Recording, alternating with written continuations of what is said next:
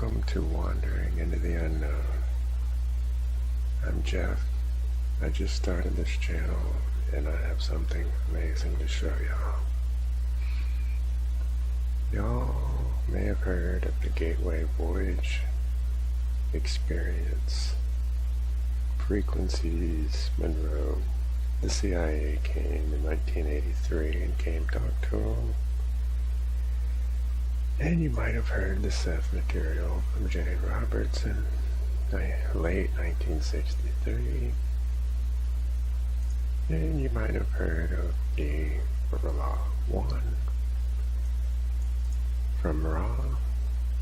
This material was gathered from 1981 to 1984. And we'll get to those later, but right now we're going to focus more on the Monroe place. Because as of recently, things have been happening. A lot of these files have been basically dumped in the recent future. And we're going to get into these. First of all, I would like to show y'all a foundation premise video and get right into it. And this will explain a lot more than what I can explain. So, I guess further ado, let's do it.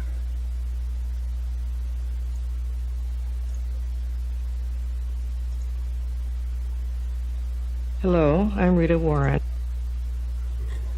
a coordinator of the Explorer program at the laboratory of the Monroe Institute. A reminder before we begin this excerpt from another Explorer session. Let's maybe try wet M. I don't know why. Hello, I'm Rita Warren, a coordinator of the Explorer program at the laboratory of the Monroe Institute. A reminder before we begin this excerpt from another Explorer session.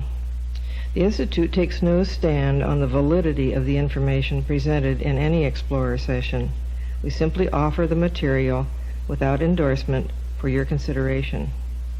It's up to you to determine whether or not any of the material fits with your belief system.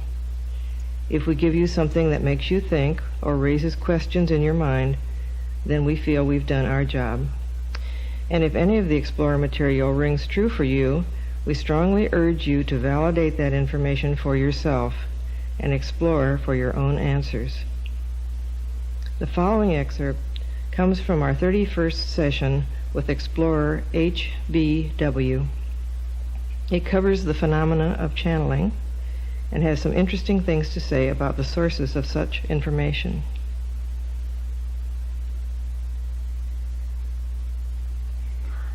We are talking to you today in order to lecture a little bit on the phenomena of channeling. You see, the voice that is speaking right now has not been speaking to you in those terms. You might recognize the quality of the sound, but the source of the voice is very different. Now, channeling does not always mean that there will be sources of information that are somewhat defined, that express certain levels of consciousness. Sources of information are not always entity that as such speak through a physical channel.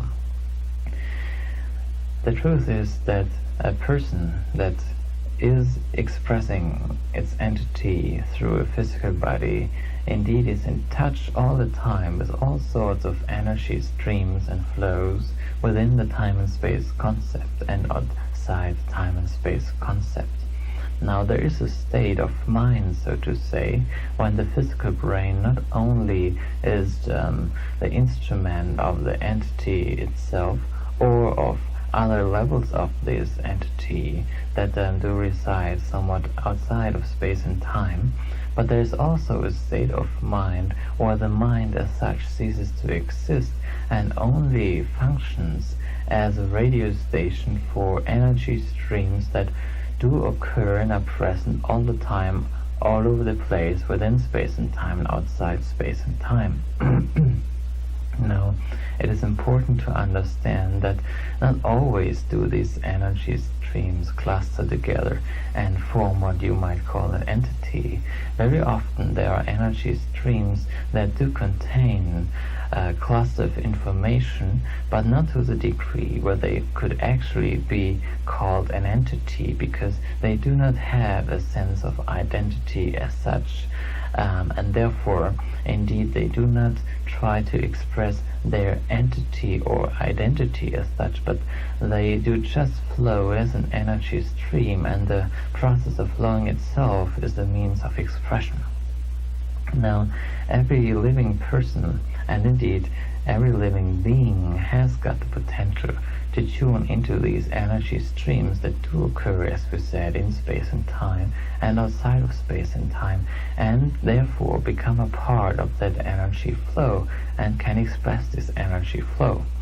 Now, these energy flows, they do not only flow on one space level or one time level, but they do also flow from time to time level, from space to space level, and therefore somebody who can tune into these energy streams very well can get in touch with information that come from the past, from the future, from other levels of existence, and he is not as such then channeling an entity that does give him this information. Do you see? Yes, we understand that. Now, this refers to what Friend and Harold too were discussing the other day. If a person understands that principle, there is no need anymore to look for other entities as such that could be then considered to be sources of information. All it needs indeed is somewhat open the mind and become aware of these multidimensional energy flows that are present everywhere and at any time, and therefore to get access to any information you desire. You see, all that is needed then would be an open mind and an intention for certain information, for certain qualities and aspects of information. And then the open mind somewhat would open gates or doors for these energy streams that then would flow into the conscious being of a person and would somewhat be expressed consciously.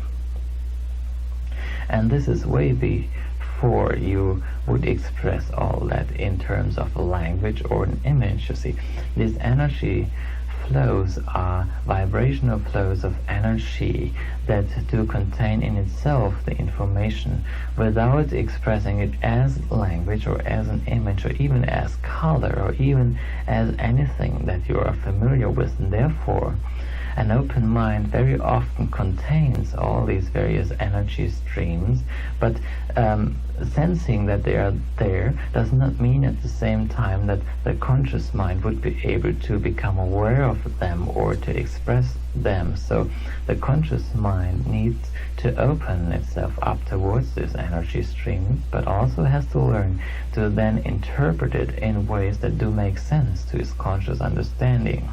Do you see? Yes, we follow that. Now, oftentimes when a person starts channeling, he is not channeling as such an entity, but he is using the channeling process as a means of interpretation of those energy sources. And as he is not aware of that process, he has a tendency then to call the process by name, give it a name and make it an entity that it has not been beforehand, you see. So what a person does oftentimes is he creates an entity that he is then channeling by somewhat adding together, clustered together energy streams that then in his understanding form an entity, and then it seems to him to be much easier to approach this entity and to channel information of this entity that indeed does not even exist as such. I see. And thus it would be a more clear, we would receive more clear information if we did not do this? Yes, you would not limit yourself to the information that is then contained by the entity, you see. Are you speaking now from such a stream of information, or are you... Well, that what is speaking at this moment in time is a stream of information and has not got an identity as such. It's like this stream of information flows through the concept of herald and becomes a voice that is expressed. If you gave me a name now, I would become an entity, and the information I gave to you and the information that is still to follow would be then part of that entity and therefore be limited. Do you see? Yes, but even if we don't give a name, we tend still to think in these terms, as you suggested, which is then limits the information we'll receive to that portion that we've named. Is that? This is indeed so. The streams of information then are, would we think of them as containing a certain kind of information? Well, there are unlimited streams of information, and within all of these streams of information there is contained all knowledge there is, you see.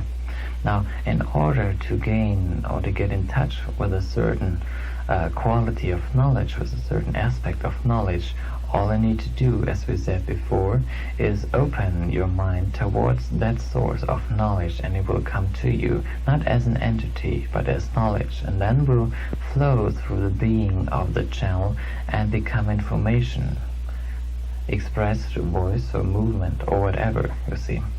Now, if you want different information, you should not try to refer to the same sorts of information, but just try to open new doors for that new information and allow other sources of information, other streams of energy and information to flow through this just newly opened door and become a voice again, you see. Therefore, the access to information would never ever be limited again.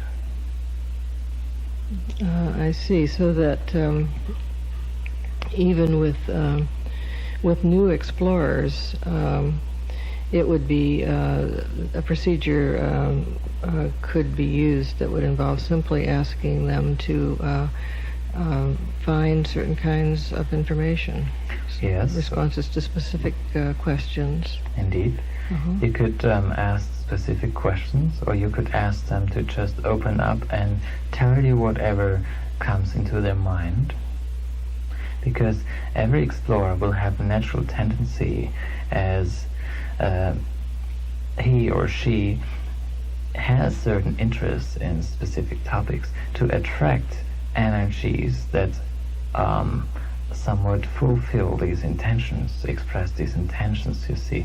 So whenever an explorer is in the booth and opens up, he will attract energy and information that indeed is in accordance to his intention and desires. And this is the reason why so many times when different explorers go into the booth, the information they get seems to be so different, of big variety and somewhat conflicting with each other, because all these people attract that information that somewhat is backing up their belief structure and their intention, do you see? Now, knowing this, you do know that all information they do receive is indeed true, relatively speaking, you see. Now, in order to get what you understand as objective knowledge, you have to open up more and more doors within each explorer, and there will be a state when the original intention has been expressed, and then somewhat a neutral stage of opening will occur. And then indeed you will find information that might not be as colored anymore when it flows through these individuals, do you see? Is the what you're calling colored information or filtered information, is that information that's coming through that is already in the mind and is just being interpreted? Yes, you see, there are expectations within any human being. And when you send an explorer out to explore, these expectations will indeed attract information which is somewhat connected to the expectations and will be expressed then through these expectations. Do you follow? Yes. So, in order to gain true knowledge, you need to train the explorers to find a state that is beyond their state of expectation.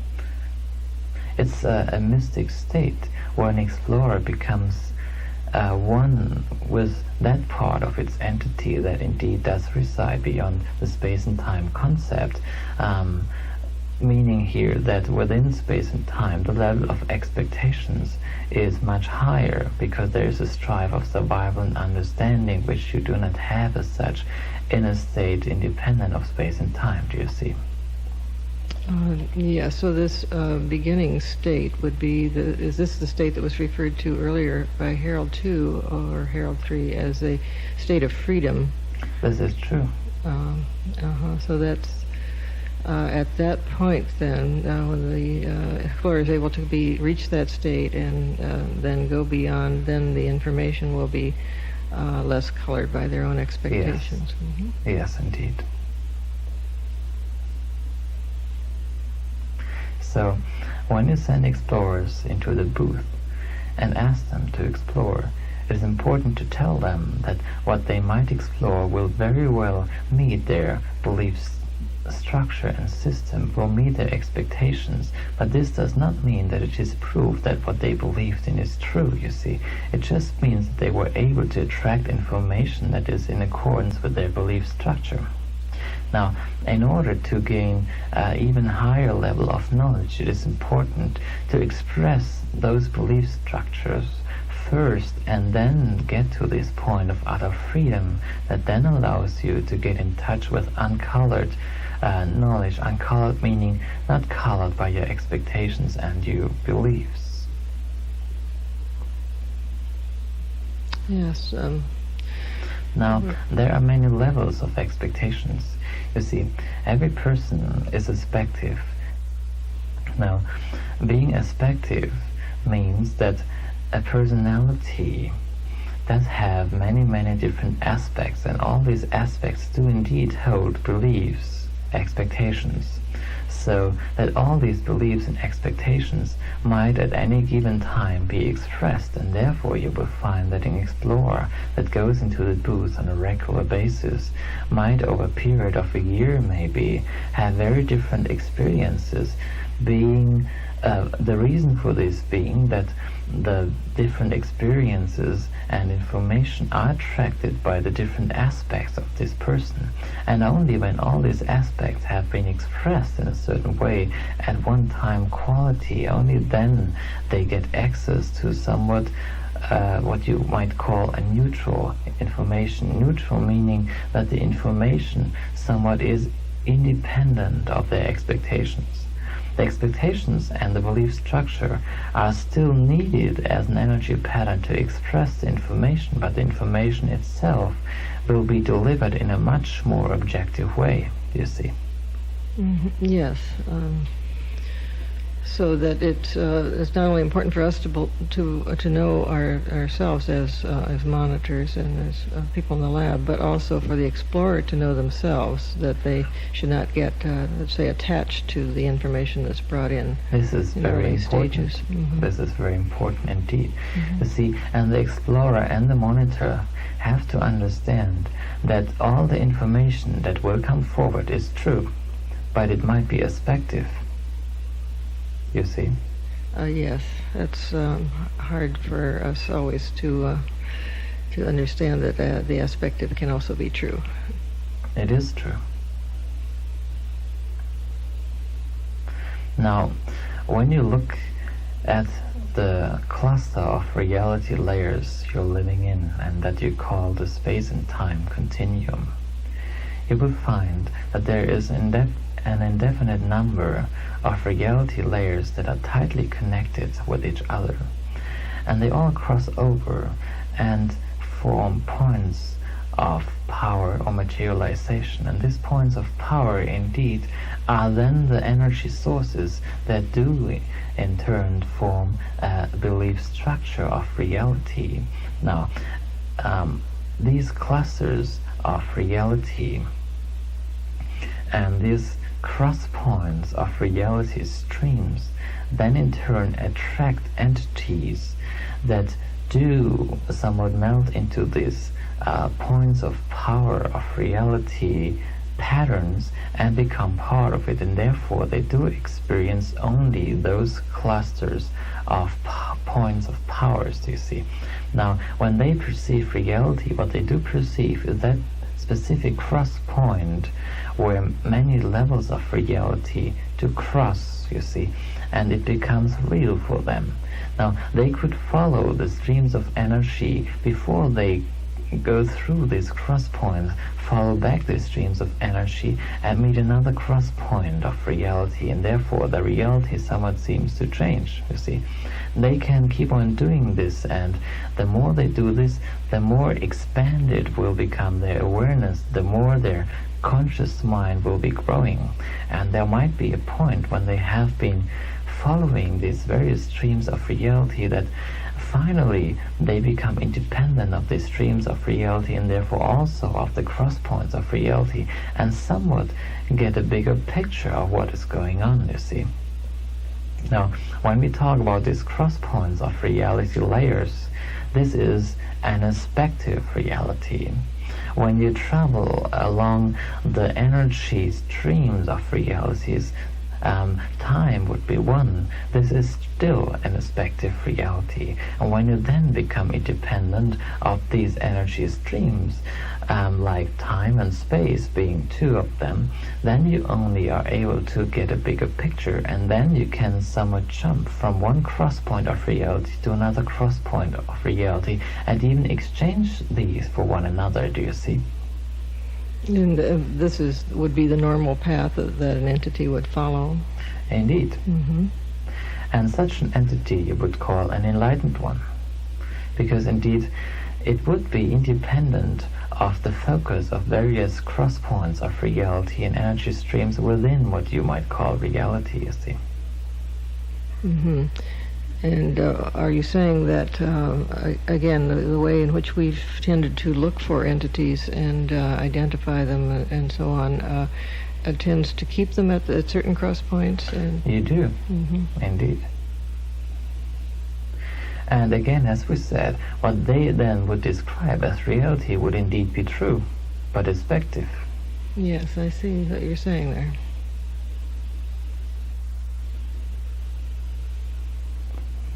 Now it's time for a question again. Yes.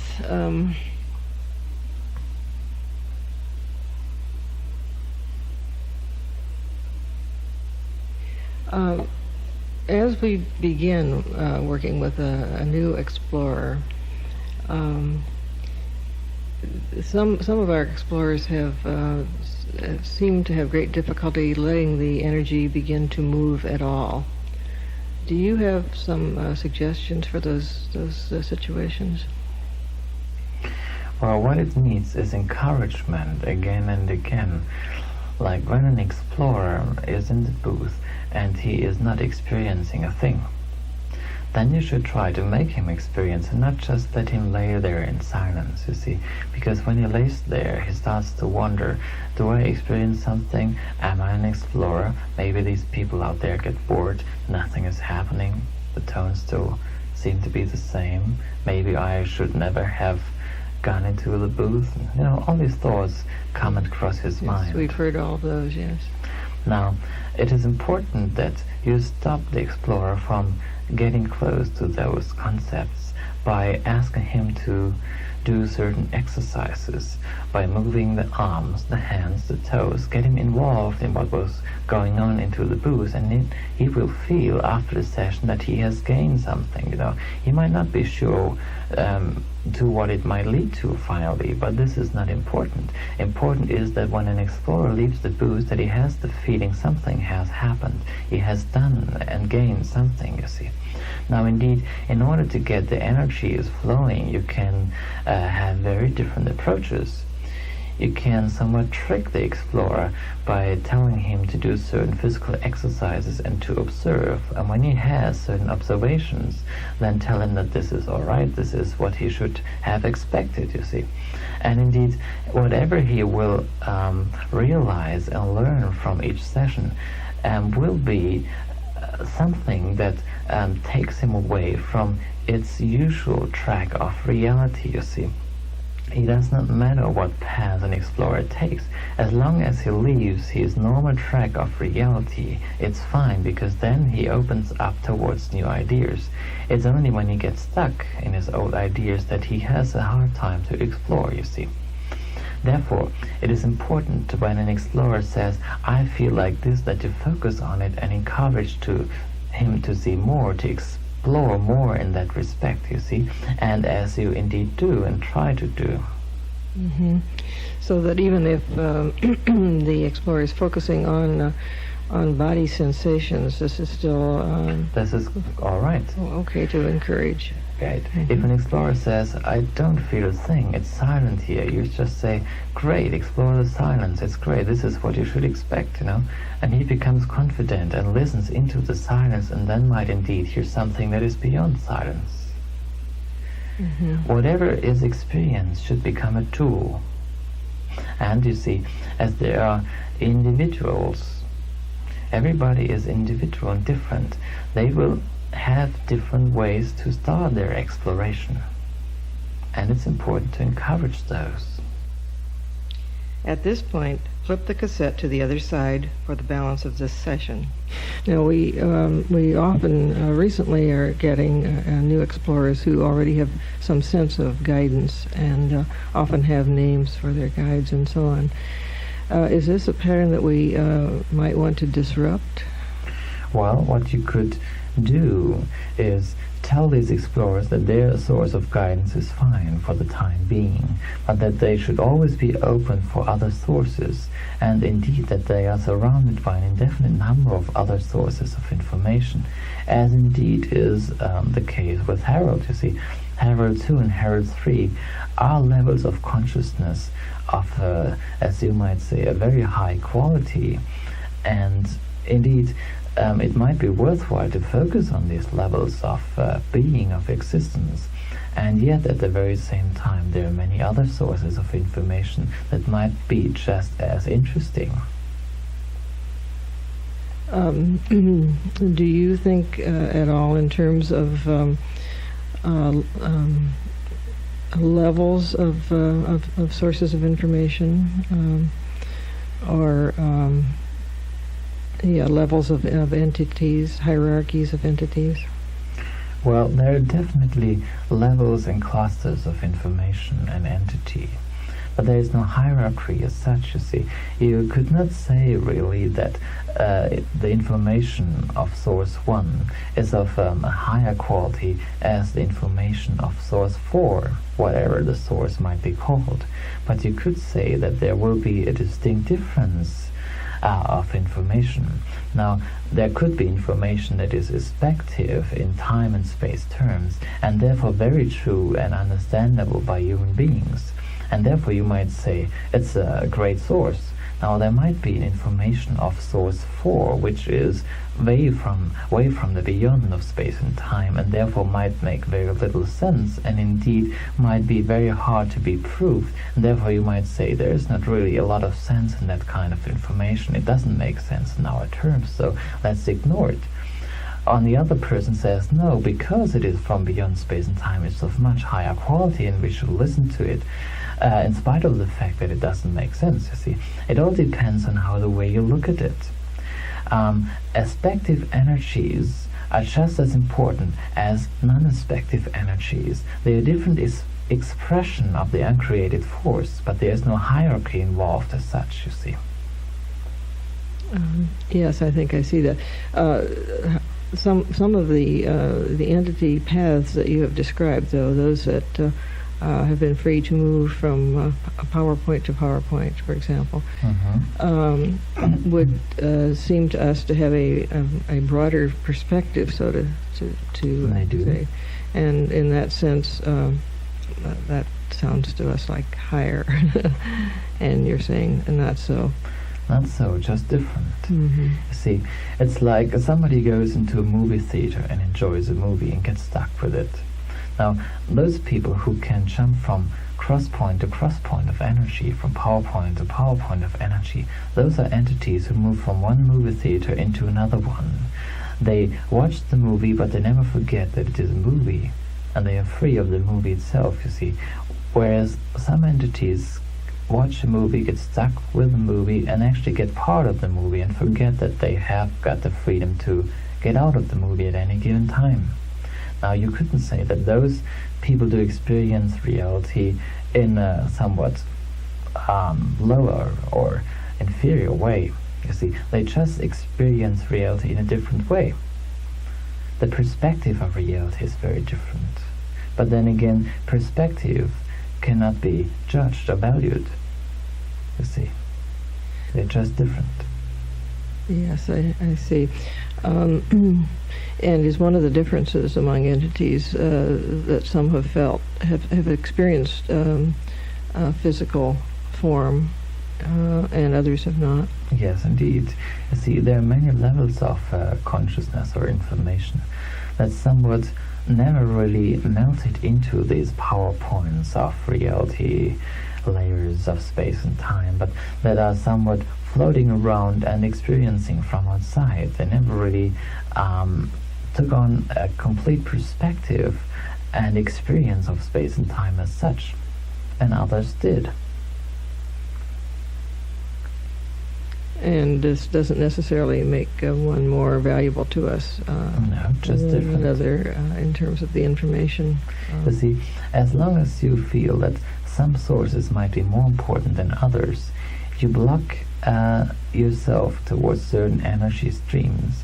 Only if you stop judging, you're completely open for any energy that might come to you, and only then you will become aware of the full picture, the full frame of what reality does mean. You see, if you think about a God consciousness is a conscious mind that is equally aware of all that is possible as an expression of the uncreated source of energy, you see. And only if you have got this unlimited awareness of all that is possible, and there's no limit to what is possible, only then you start to enter a state of divine consciousness. Do you see? Yes, that's such an appealing idea to us. One difficulty that we have faced in the laboratory from the beginning is the need to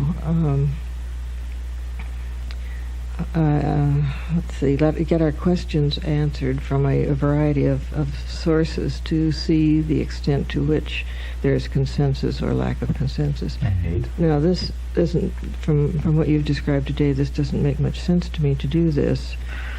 No. You see, the information might vary to a great deal, and yet, in its respective sense, all the sources might be quite correct. You see, if somebody says, when you leave your physical body, there will be a blue realm of consciousness, he might be right. Then another person says, quite wrong. If you leave your physical body and leave space and time behind, you enter a realm of crystals. That is true too. Depending on the direction of energy stream you get onto, you see. It's like you drive a car on the road and then 5 roads branch off. Depending on the road you take, the reality will appear to be very different, but they are all part of the same overall reality. Now, if you branch off on road 1 and you describe what you see, you give a certain picture of your reality, right? If you branch off into another road, the picture will be quite different. Now, most people branch off unaware that they had a choice, you see, and this is where the difficulty comes in. Most people who do explore are not aware that indeed there are other roads that they could have taken. But they have ignored those roads and only described the single experience they picked and think that this is the whole picture, you see. But in fact it's just an aspective picture. Do you follow? Yes.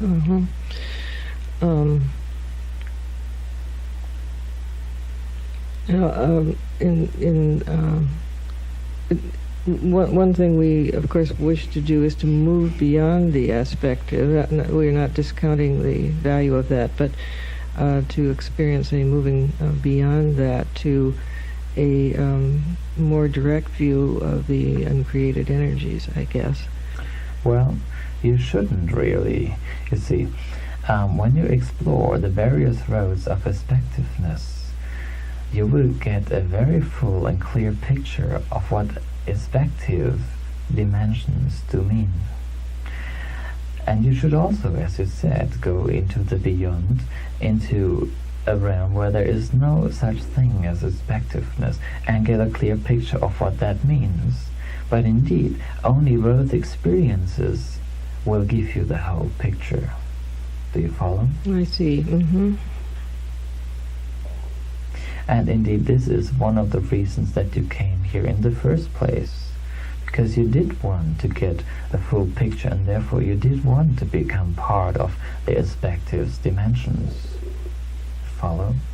Yes, and it's that we don't want to get too locked into them, I guess. You cannot become locked in, dear friend. Well, perhaps over-identified with particular aspective forms is the... As hard as you try to identify with certain aspective qualities, there will be a time when you get removed from those qualities. This is the time of change, or the time of death, you see. Death meaning the other time of change. So there is not a chance that you might get stuck for any long period of time, to use your language. I see. So that the aspects, by definition, would change at the ending of a physical form. They do. They do. And you see, another aspect of this reality is that indeed you do live simultaneously in many ways in this dimension of space and time. And while we do talk here to each other, you indeed do live in many hundreds of other aspective lifetimes, and there is a connection between those lifetimes and this lifetime here. And your psyche indeed is not just focusing on this conversation that goes on.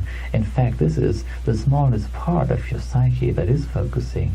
The bigger or larger part of your psyche is actually focusing on these other lifetimes, and indeed many of those lifetimes are not aspective at all. Indeed, you are mastering the secret of aspective energy in those other lifetimes. You do express what you might call in this lifetime masterhood of being. But as you're not aware of it, you are able to perceive this limited aspective energy of this lifetime, which is needed and precious for you as an overall entity, you see. What would a non-aspective lifetime, what does that mean? A non-aspective lifetime does mean to you that you are free of attachment to aspective qualities of time and space. It does mean that you can enjoy the aspective qualities, but can freely mix and exchange those qualities in whatever way you choose, you see. It does mean that if you get fed up with the stream of time, you just jump in time backwards or forward, or stretch time, or reduce time, or even exchange the particles of time in whatever way you like.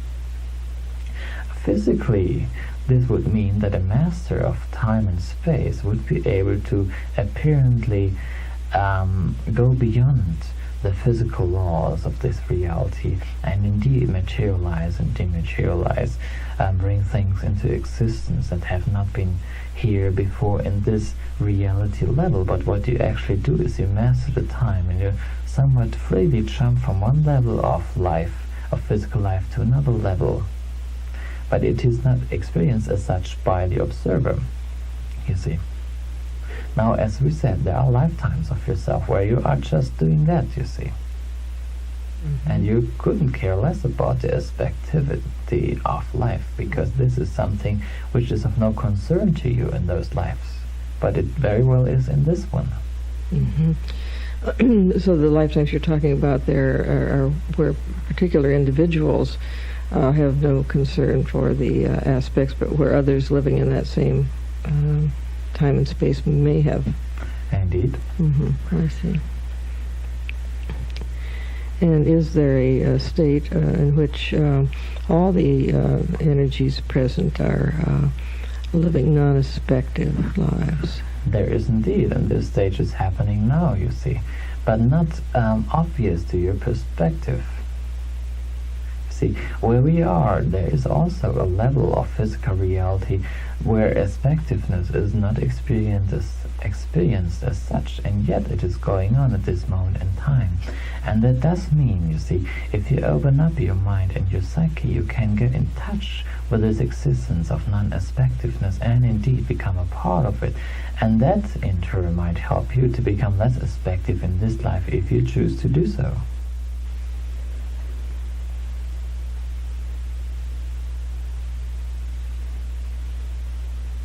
All right, we have another question from All right. Alan. Is there a distinction then between these streams of energy and an entity?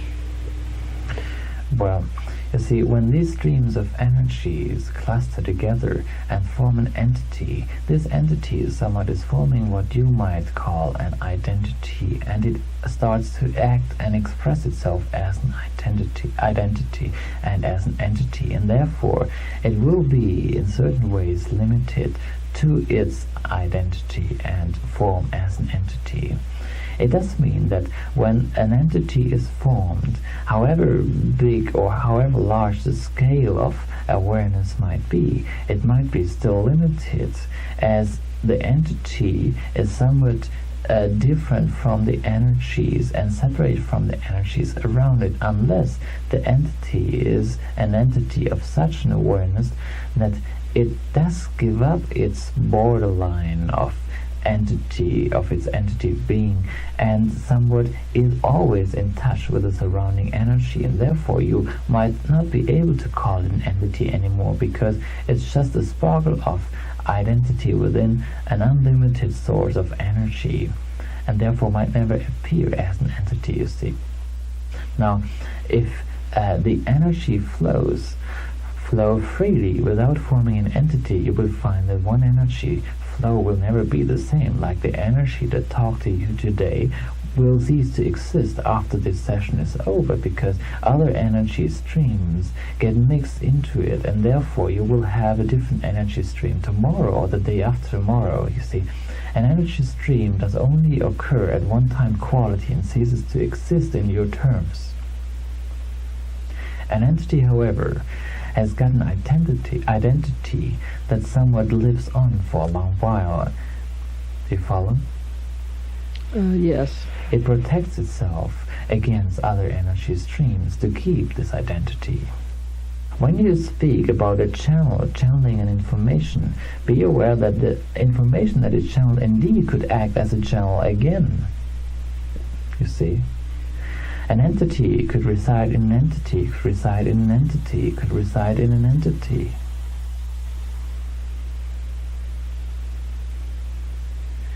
We thank you very much for this information, and we think it's time to begin closing this session. Now, this energy, as we said, only existed today and might not exist tomorrow anymore, but it might exist in different terms, however, mixed with other aspects and therefore giving other information.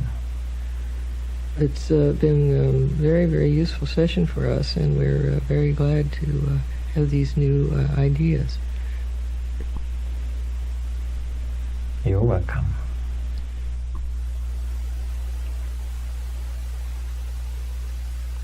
So there you have another session from our Explorer files. This session presented us with a different perspective on the nature of the source of information than we have received in the many hundreds of hours of communicating with the non-physical energy in the laboratory. Like most of the Explorer material, it provides much to ponder. With channeling and other forms of contact and exploration with the non-physical realm becoming increasingly widespread, it does seem important to us at the Institute that people use such information not as a final word, but rather as a starting point for individual growth and exploration. Hello.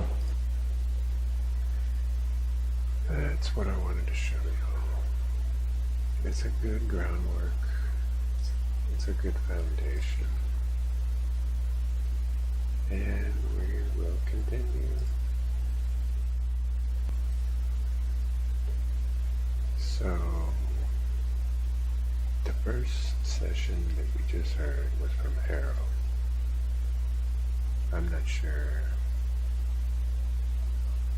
his age and everything. He seems like a student. His initials here are HBW. And I would like to now dive into a little bit of his, and we also are going to get into something on another lady who we're going to get into the primary entity that Marie channeled, named Friends. The Friends describe themselves as not a single entity. They are an organized energy which exists outside of our material universe.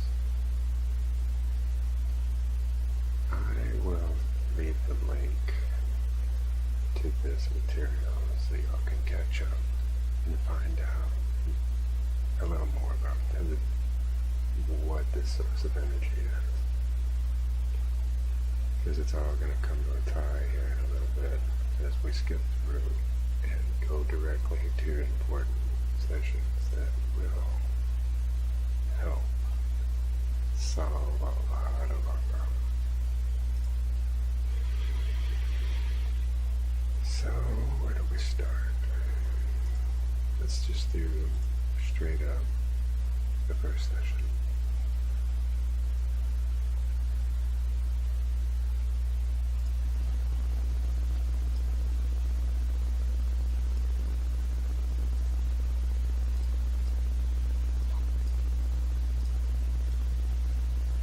This is Harold.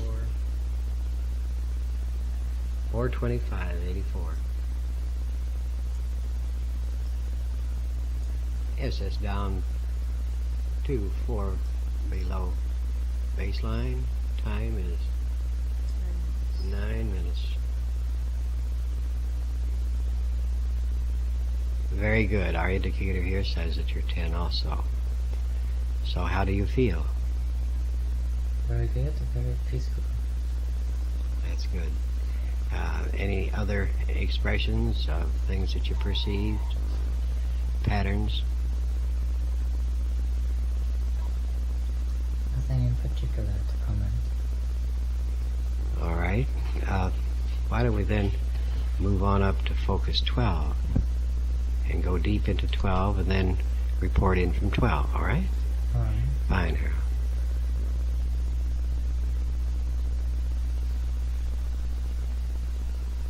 Very good. Just relax and explore 12 for a while.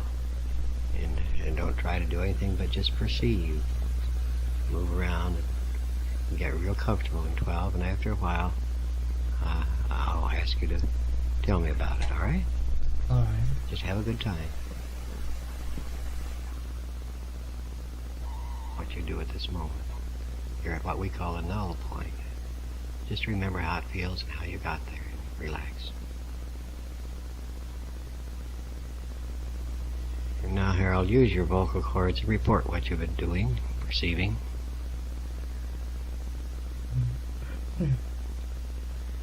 This is a state where it is easy for me to create dream images of whatever kind I like. I can create dreams and follow these dreams up. My consciousness seems to be concentrated in one point. And it's very easy to shift it in whatever direction I want. To the countryside. I also can go into my dream images, become a part of it. Everything seems to have the same sort of value at this moment. Alright, now, I told you what to us was the null point that you reached and told you to remember how to get there. And what I'm going to do is to have some fun now. Just relax for a moment till I get something set up here.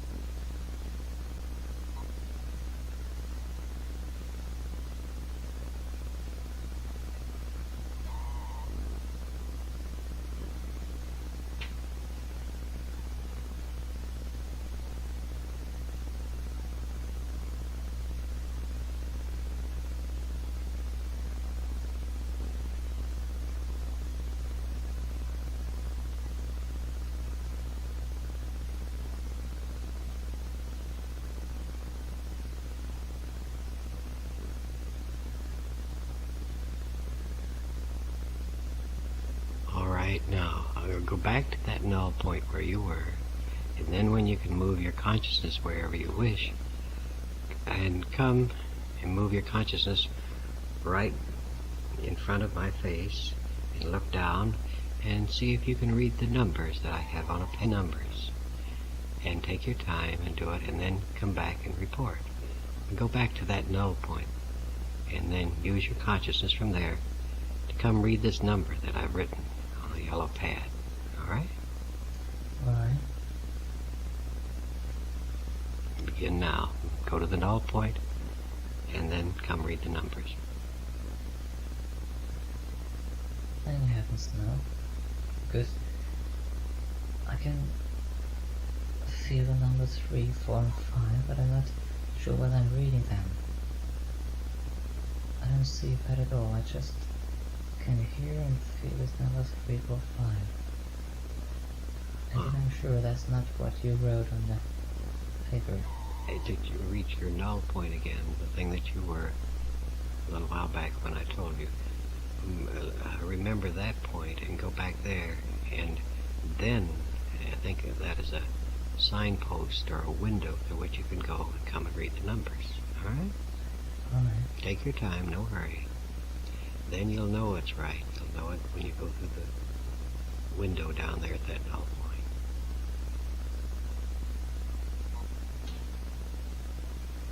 You're doing very well. Doing very well. Now, where you are, just come through the window, look at the numbers.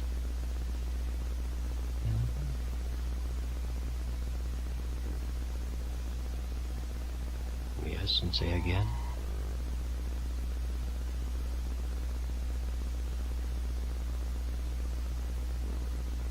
I see a digit 5 and an 8 and a 3, 4, 4. Very good. That's fine. Now just relax for a bit. And then we'll play with something else. Very good.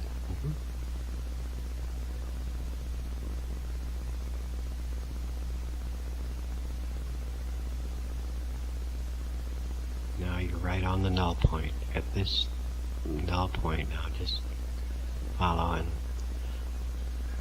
look what you perceive and look above you for a white light. Perceive the white light. Go very, very close to it.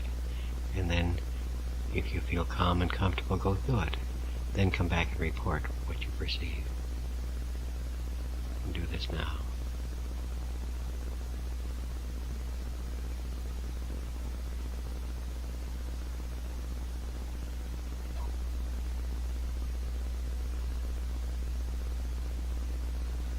can now move back in place and come back into 15 and report what you've been perceiving, what you've been doing.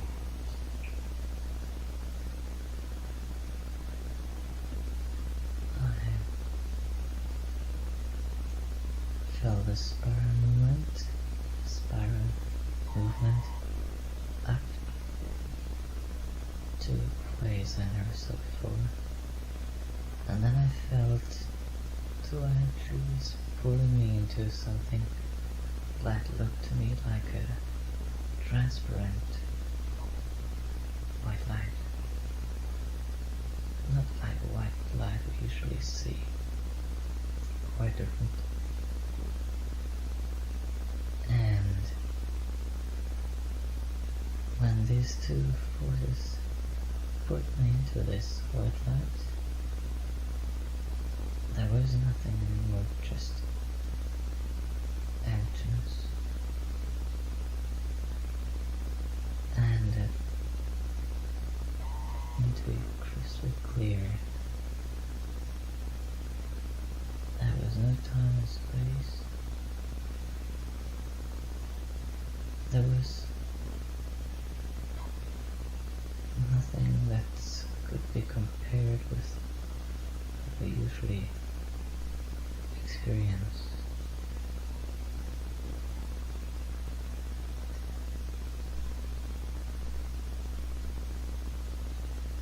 And yet I had the feeling this was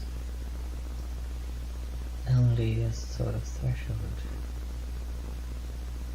to something that is yet to be experienced.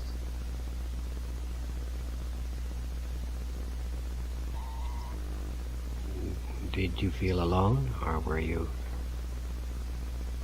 I felt in company with these two entities who tried to pull me into this white light. But when I reached this threshold, I had the feeling of, instead of being an entity, an individuality, but not as limited and individuality. I was not alone, rather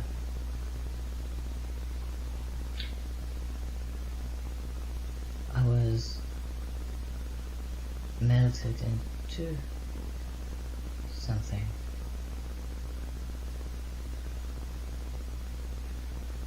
It seemed that these two entities had faded away on one hand. On the other hand, it seemed like these two entities would be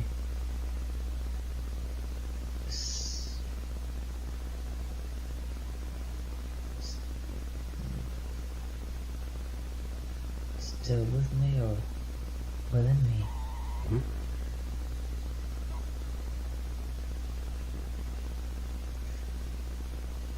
And I felt once you reach this threshold, you gradually move into this realm of the white, which is very deep, vast, although it's not a space or a room as we understand it usually. Yes.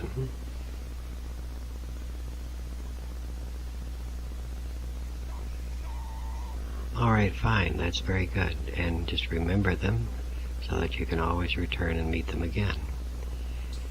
And now I'm going to help you return. You begin slowly. You return back from 15 to 12 to 10 to 1 and count yourself back from 10 to 1 when you get from 10. And as you do, when you reach 1, you know how you will be. You'll be fully wide awake, both physically and mentally. All of your 5 physical senses will be operating clearly, sharply, and beautifully. when you reach the count of 1. Move down now slowly from 15 to 12 to 10 and count yourself back.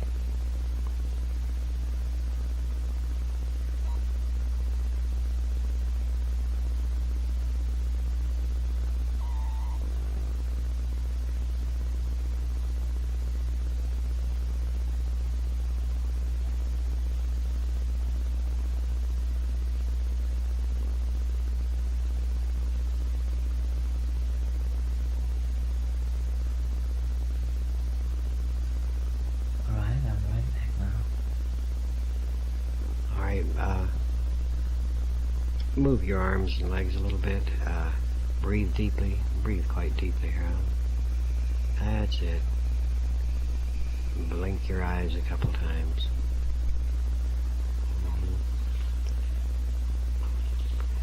Stretch your legs. Just stretch them straight out below you. That's it. There we go. That does it, yeah. Okay, so I'm really in to rescue you. This was that point. When you told me that I'm not at that point anymore, I realized that I wasn't, so I You get to learn it. It's a learning thing. But once you recognize what it is and how you got there, then it's something entirely different. Then it becomes easier because you feel very comfortable and you know how you got there. And give it a label of 12 or 15 or 10. Once it doesn't make any difference once you know where that is. And all sorts of opportunities open up when you get to that point.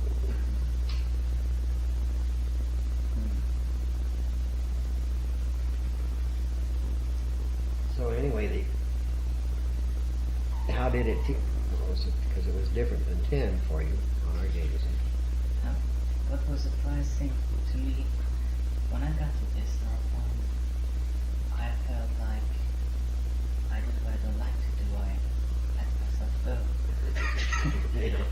So it was probably a very new experience to me to do nothing, just leave. Well, you can always do something. The trick is right, you know.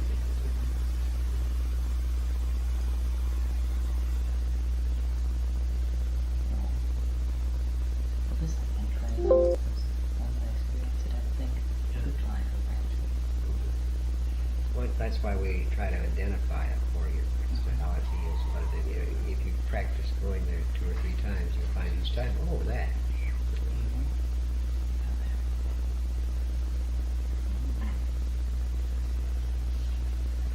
And you could tell in what state I was by reading images. That's why I could indicate to you where you were. That's what the value of the meters are. Well, Why don't we take advantage of this pretty day and get out of bed? Get our brains blown out with that.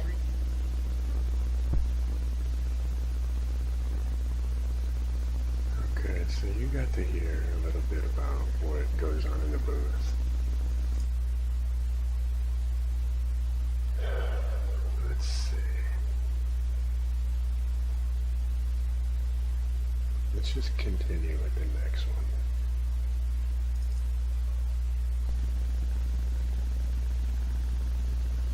HWB for HBW for 43084. Very good.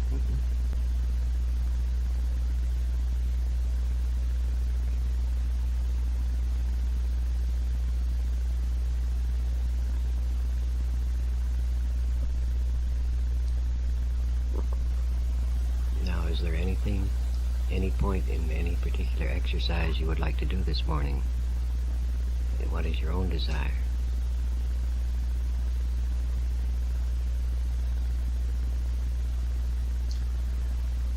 I am personally interested in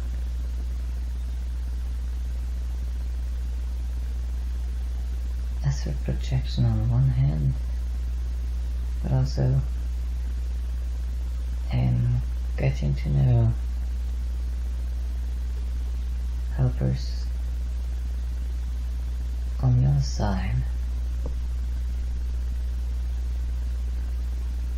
Let's take one before the other. and let's see how it works. Move down into your relaxation state deeply towards the null point again. And as you do, perceive the white light. Look for the white light, and when you see a tiny pinpoint of white light, then move very close to it and then report in. Take your time. There's no hurry. Before that, I can't feel the null point sitting at the back of my brain. All right, very good. And I always try to find it there. Says you're doing quite well here, so you are moving in the direction of it. Now, when you reach that null point, then look for the pinpoint of light. Then move very, very close to it.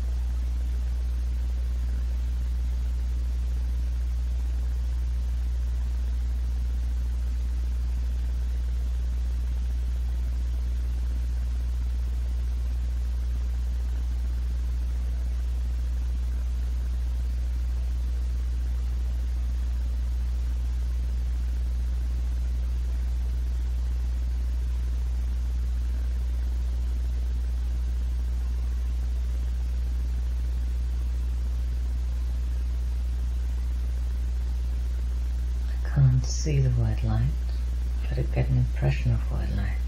All right, that's very good.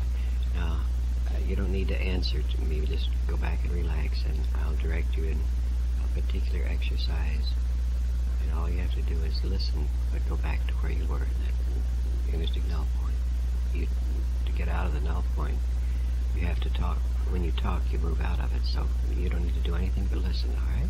All right. Good enough. Next, and go back into where you were.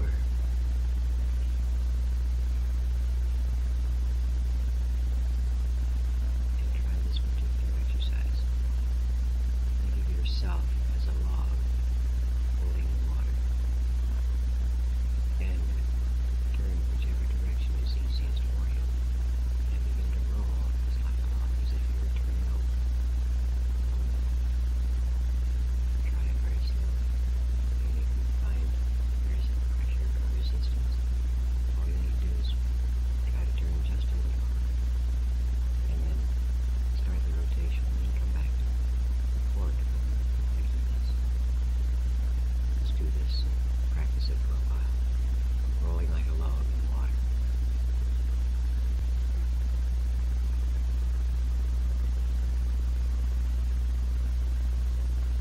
Now the next time that you roll, as you start the roll, you are in it a little bit, then peel off as if you're moving away from it as you make the turn, as if you are rolling off of the log. You were rolling off the log. Try that. Still don't have to report this time. Now this time as you roll, and you peel off, and stay peeled off, and remember how you are when you stay peeled off for a while, and then when you've been peeled out for a while, then return and rotate back, and then come in and report. I seem to have trouble to roll over at all.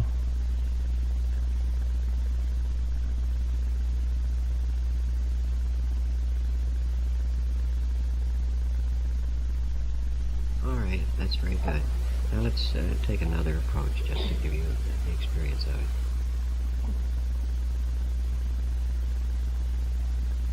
This time, reach out with your perception in various areas and see if you detect any intelligent energy within your ability to perceive. Try this and take your time and then report back. In other words, is there any energy, intelligent energy near you.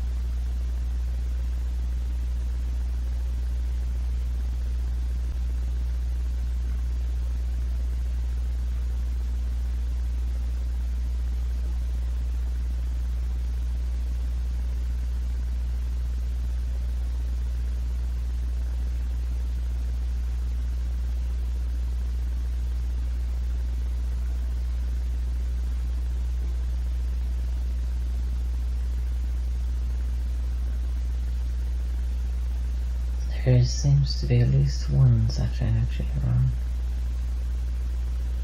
Very good. See if you can move your system out and communicate, read it, and see what responds.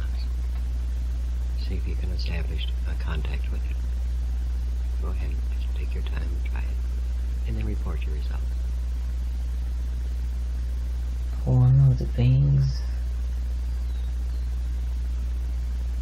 was merging together with me, and then another entity came and opened up a little door, and when this door was open, up came tremendous beams of energy and light, like a sun that would be on the other side. At the same time, I had the most intense odor. So now, he closed the door again. The entity closed the door again and wanted me to report what I just did. Very good, that's fine. Now all you need to do is to go back again, or are you feel they're still there at this time now? And they're still there. See if you can ask a question now, and see if you can get a response. Thank them, first of all, for their communication with you. Express great happiness about it. Now, ask, if you can, ask who are they, if they can identify themselves to you, and then report the response.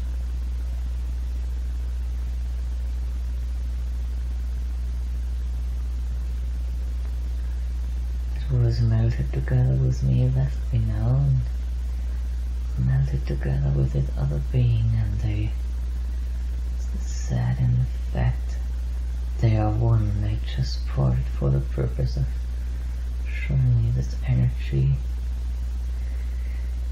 and they say that where they are from, it is a level of existence that is pure energy, and they invited me by opening this door to get in touch with this level. They are still there, but they are now only one entity, combined entity. Very good. But at the moment, I cannot feel the energy of that was behind this door. The door is closed, but they say the energy is still there, and it's fine if I want to go there. Do you want to go there? I would like to go there, but I'm not sure whether I can. Ask if this will be of benefit to you to go there and return.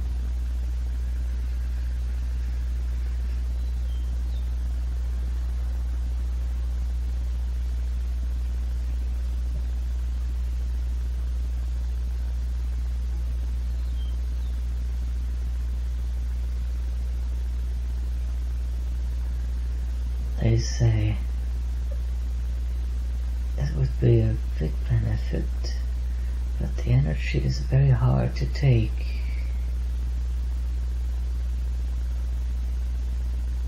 Ask then if what types of benefits, what can you or we gain from it, all right? All right.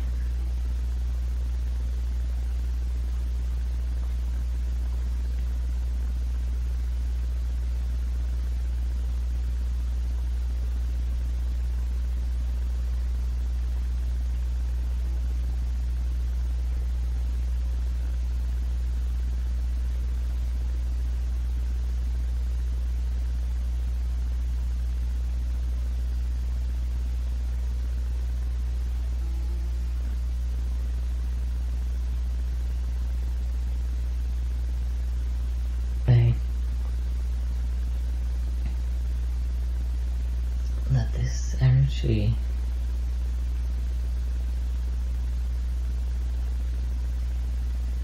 level they are talking about is like a different level of existence that is far superior to ours. It is a level of existence where there is pure light, and the energy is so immense, they say, that I would be just able to bear it without being destroyed, or rather mutated. Once I get in on this plane,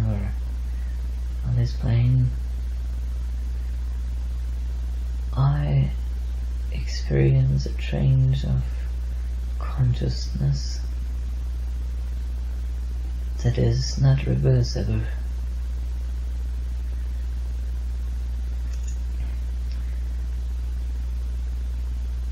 Do you want to do this? They say it is not advisable for me to go in there as a whole with my consciousness, but rather just touch it like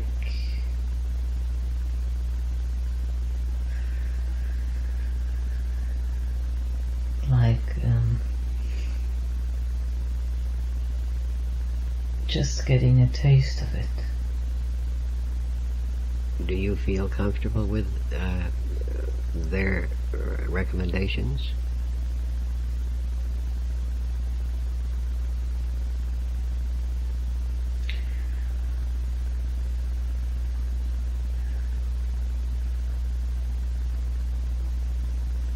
They say this energy is pure wisdom.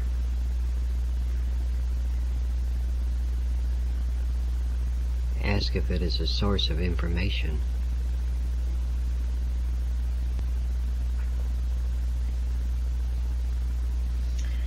Yes, they say.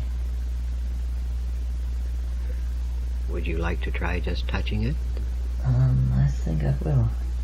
All right, then under their guidance and your desire, then touch it and then report your results. All right? All right.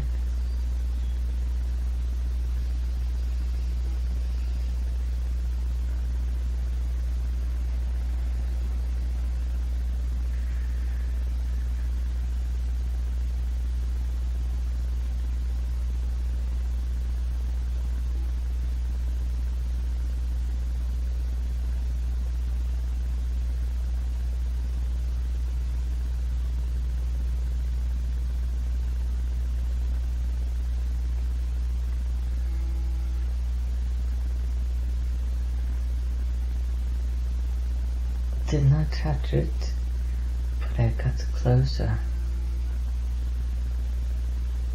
And they said I should stay close for a while so they could gradually get me in touch with it.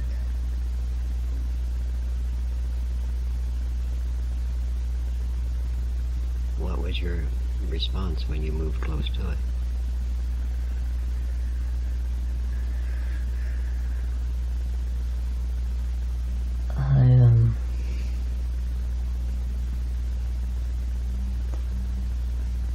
I felt a series of little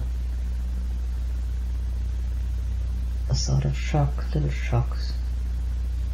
My body was trembling. But it was not too bad. Very good.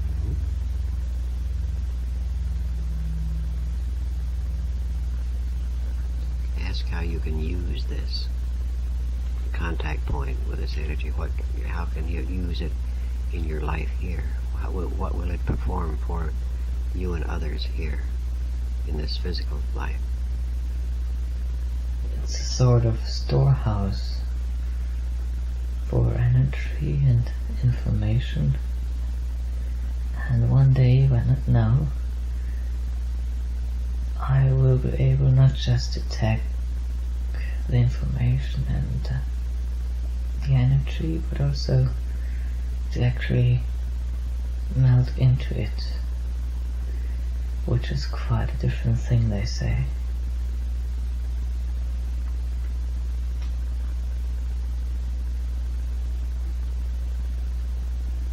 So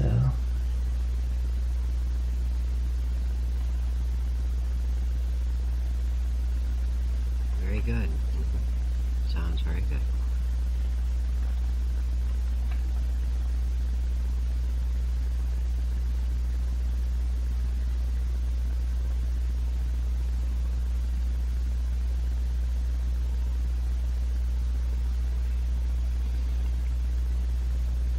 Ask then if others can use and approach this besides you. Ask if they are willing to help others get in contact with this energy.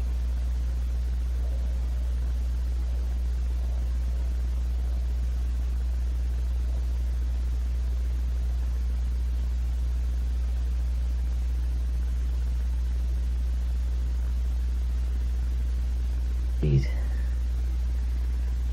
going to do it the same way they did it with me. They were apart, and one part of the energy is going to melt into the one who is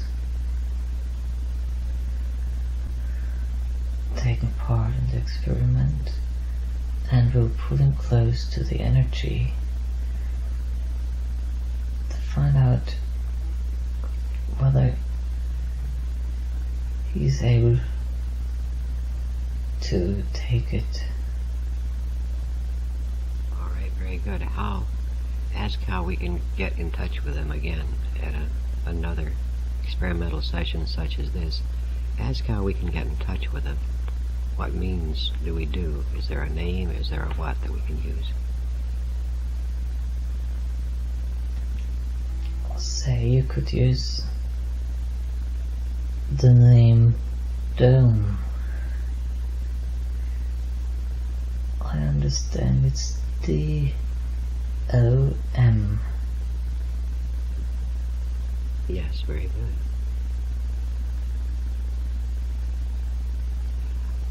All right, then. Thank them very much, and say that you will be back again to meet with him and find out and learn more.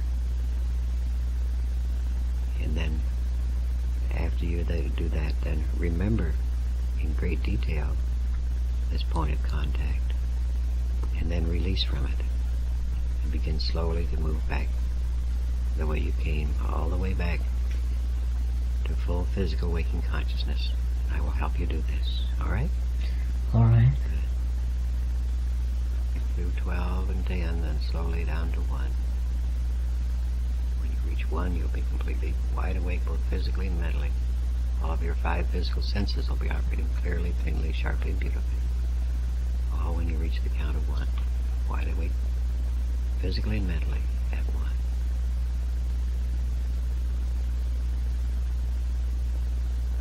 All right, I'll send a rescue team in Okay. by the name of Rita. Uh-huh.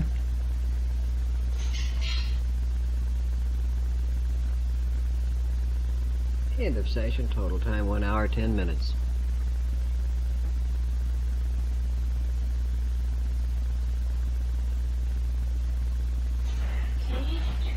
Debriefing coming up.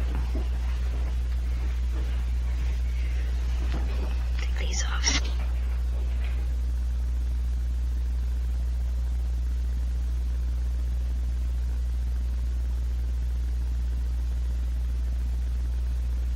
How good is your memory on it? Very good. When I went to the bathroom, I was just about to forget most of it, but then I remembered Dome, and I could hold it. How did these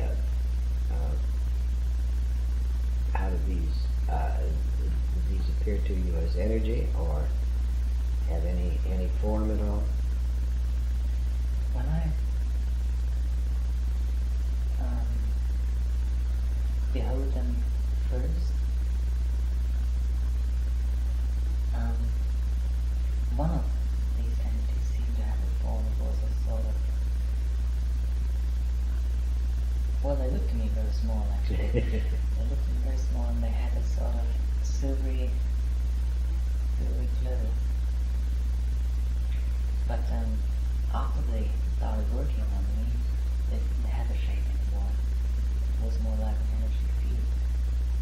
And I felt the one part of the entity going through this area, melting with me, filling out my whole body, and I had tremendous pressure, and I felt pulled to this door that was open, and I could see the energy and the light coming through this door, not reaching me, but stopping maybe a couple of meters from me. I could feel that reaction on me. Well, then that was where it caused the shock and the tingling. But it was not uncomfortable. No. But it was not so pleasant that I actually felt like going in there. Just like a warm fire, as it were, but don't get in the fire. Something like that. And there were 2 parts of the entity. One part was melting together with me and left me again,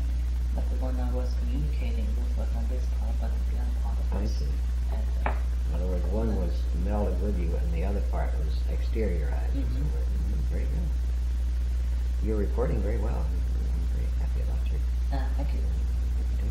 In your ability to stay calm as you blowing up.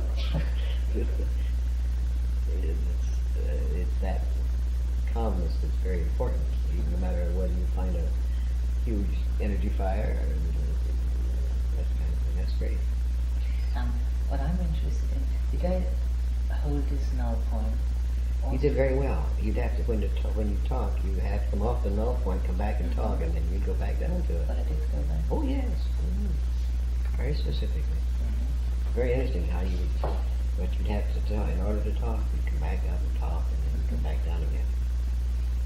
So when you were in this communication base, you were off the null just enough so you could talk, which is good. And you have to compromise a little bit and stay this part off of it so that you can talk. And you began to do that. Initially, you'd have to come all the way back to the lucid. As you develop working with this energy thing, you were sort of halfway between so that you could still talk. It was quite interesting. And just before the session ended, it felt like they would take out a part of this energy like gold and put over me, so I had this trembling again for a short while. Maybe just to get a taste of it, and then they took it away. That was quite interesting too. And what did it feel like when they put it over you temporarily? It felt like my brain would open like that. And, like when you have an angle of sight that is that wide, it seems to open for a short while and narrows again. That was the feeling of it. That's good reporting. Absorb it and then report, because instead of trying to analyze it as it goes. And you have a full memory of the whole thing now. Good. I assume you don't really understand it, but you have a recall of it, meaning you have No, I don't understand so much of it. Neither do we, so don't worry about it. But I remember an event when I was 12 years old, about 12 years old. I was very, well at that time I was very interested in religion, and our teacher, he taught us about the various religions, Buddhism, Hinduism and all that. And I found at that time that there was friction. None of the various religions were logical as such, I found anyway. And then I was looking very much for a way to, or for something to cling on. I was dissatisfied and in a very bad state. And one night I remember I woke up. It wasn't in my body anymore, but was not in this physical matter reality anymore at all. I was in a realm of energy and light, and there were two beings too that looked to me like concentrated energy consciousness or something like it. And these two did not get quite near to me, but they stayed at a distance, just distant enough to not destroy me, I felt, but at the same time it was very pleasant. I did want them to come closer, but at the same time I felt if they do, I would be destroyed. At least I would not be what I was before. So they stayed at a distance. And the light around me was, I think, something similar to the light I saw through this door. But at that time I was in that light, I had all the knowledge and wisdom that was available in this light. But when I came back, I didn't like to come back, by the way. They forced me to. And when I came back, I couldn't recall anything of the knowledge I had. What I could recall was the light to beings or such. And the tremendous love I felt coming from them towards me.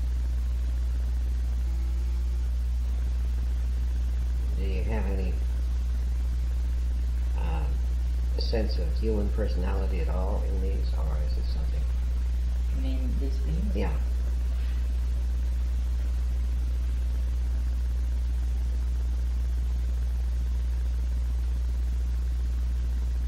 No, I wouldn't say so. It seems to be perfect. That's fine. In fact, I had the feeling that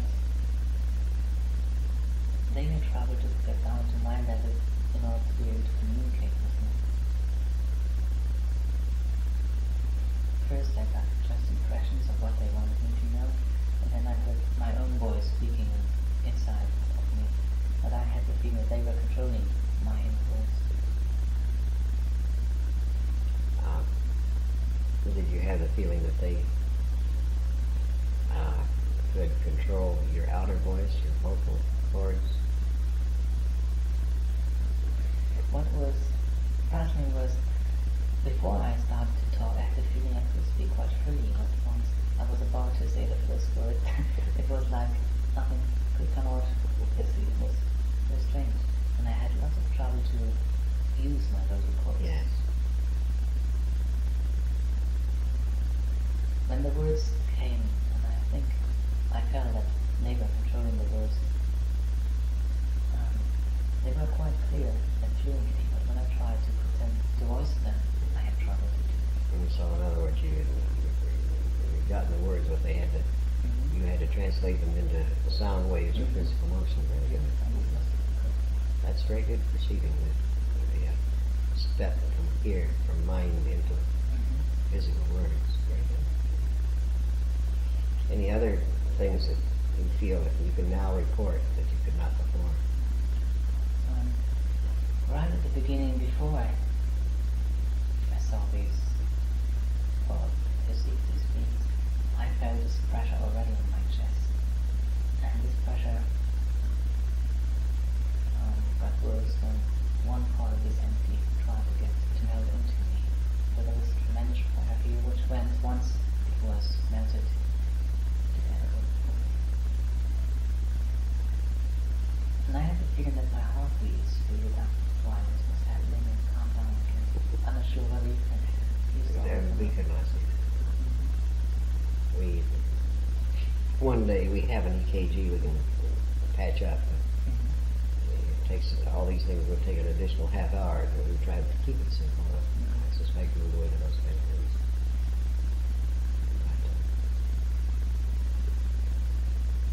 Anything else you can recall? And when I said he opened the door, it sounded a bit strange. There was actually nothing, but he opened that nothing, which is a bit odd to describe, but that was how I perceived You it. have to use time-space constructs in order to describe it, and that's we understand, of course, that it's not a door as a door, but the other way you can perceive it or describe it. It's not a door; it's just an opening appears. And this reminds me to another event. If you're interested, I'll tell you this too. Oh yes. About 8 years ago, it happened the first time. I was still studying architecture at that moment, and I was sleeping at night, and all of a sudden I woke up because the whole room was lit by a whitish light. And I thought somebody came into the room, switched on the lights, or the light switched on, the light was on.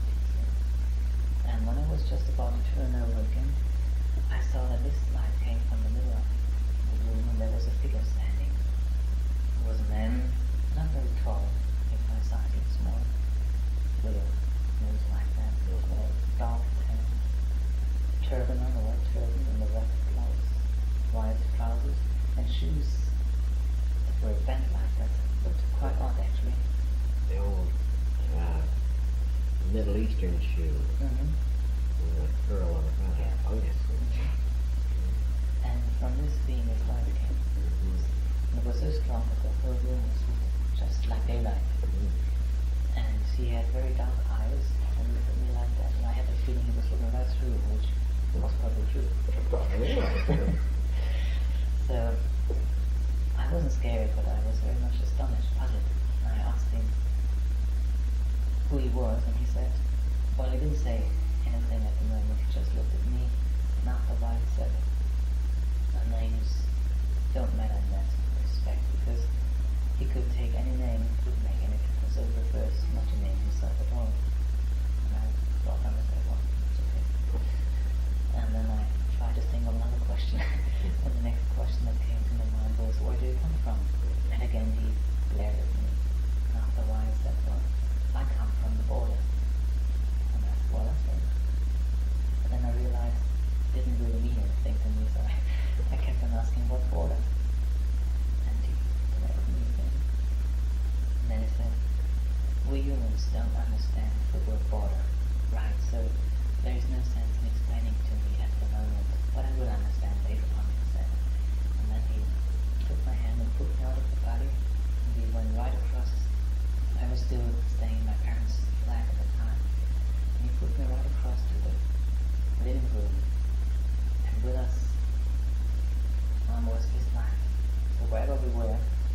daylight. And we were then standing in the living room, and there was a big table. On this table was a candle stand with 3 arms, 3 big arms. And he told me to watch this candle stand. I did so, and he said, watch me carefully and try to remember what I'm doing now. To remind what I'm doing now. There was the candle stand, and I saw that it started to vibrate. The vibration got faster and faster, and then it became a rose whitish light, and then it was gone. From there. And I was quite puzzled by that moment. And he asked me what I understood. Nothing, not really, but I saw what he did. And then he told me to watch again. And then the whole process went through. So there was first a globe of light, and then the candle stand materialized somewhere. And he told me to remind it very carefully. And then he pointed to his feet, and I looked at his feet, and it started to rise like that. And he was hovering maybe 20 feet, setting me just about down. And again he asked me what I understood. I didn't at first, but I tried to remind him. And he went down again. And then the most horrible part came. He told me to watch his breast. I did, there was a split in his blouse. Did you say blouse? It parted, and then I could see his skin, and then there was this split in the skin parted. I could see the bones of the breast, and the heart beating underneath. I was quite horrified seeing that. But then the heart was like blown, and a big stream of blood came out, and the whole floor was filling up with blood, and I was so horrified, petrified to say a word. And he was quite amused seeing me like that. He said, "No, don't worry." And he raised his hand, and the blood stream stopped. And then the whole process went reverse. And he said, "You see, this is the basic nature of time. There is no time as such. You can use it like you use anything, good, forward or backwards, whatever you like." And I was quite intrigued now, and I begged him to show me all that, explain it to me so that I can do it too. And he said, well, this is why he was here. He felt very, very akin to me, because when he was small, he was on the search like I was, he said. He tried to look for masters, gurus, teachers, and never found one, so he discovered all that himself. And this is why he was here. He was here, he said, to tell me not to look for any teacher as such, but more or less to inform myself what is going to happen in the final truth. And he said, all he showed to me I could do later on myself, once I keep track of what I was doing. And then he took my hand again, off we went, and we stopped right in the middle of nowhere. And this nowhere reminded me to the nowhere I just experienced. There was just nothing. Yes. Nothing. And he materialized in this nothing, a room, which was quite funny. It was just a room, 4 walls, ceiling and floor. And in the room there was a table, a bed, and a chair. And he asked me to sit down in the chair, and said, and this is the border which he was referring to earlier. It is not really a border, but it is a border for me. I can't follow him beyond this point. But later on I might, and he will come back to drag me along this path. Then he raised his hand and just was gone. And when he was gone, I felt a tremendous pull in my body again, and back out of it. And this happened 3 times. 2 years after that, and 2 years ago, last one.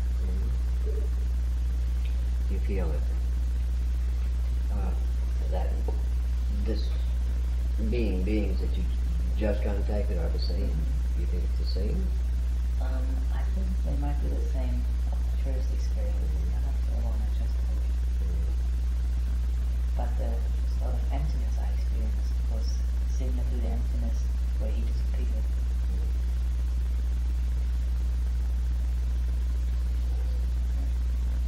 Very good.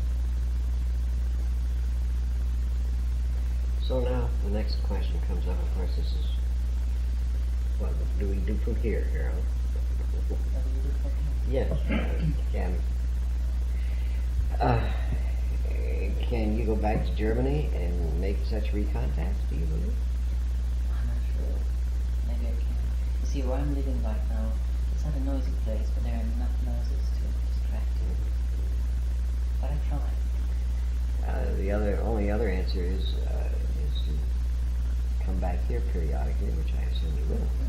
I assume so too. And therefore we can continue this recontact. And I would be happy of that. You see, when I bought the property, I wasn't quite sure what for. I didn't plan to buy the property anyway. So, I don't have the money at the moment actually to pay for the property and to build the house, but I have a feeling I will get the money once I'm back.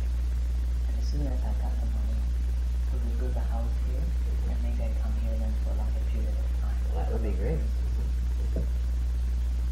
And I also inquire at the German American embassy whether I could have a permit for a longer period than just for a month. There might be a chance. I would think so. There are ways that can be done. Certain types of educational permits, I think they call them, where you're here to study. And this will let it extend the periods much longer. And that's usually because you're coming to study here for a period of time. Will give you that kind of freedom. That's my understanding of it. Other people. Well, good. And we're also planning, Christian, Susan, and myself, are planning to get a big house out in Germany. See, at the moment I'm having a practice for work, my flat, then a lecture hall, which I hired, and a school which is close to my hometown where I give seminars and lectures too. Now I want to combine all that under one. That is fine. And there might be a chance to have a room that's quite enough to do this experience. Again, lack of money from here. But I still, I feel Beautiful. and then I'm going to translate the tapes. And we can have that over to By the Well, way, what are you going to be here the rest of the day? oh yes. All right, maybe we can get together sometime later in the afternoon. Or maybe we can go to dinner together. Let's see. So I wanted to let you hear the debrief. It's huge to understand Harold's personality and others which you hear. I'm going to stop this video now so we don't go any even longer because we're going to be going into this a lot. So the next video we will pick up from this last spot right here. Sorry for this low quality recording. I'm trying my best. And I do not have a spot where I can literally speak loud and make proper videos. So bear with me as I get this situated. Thank you.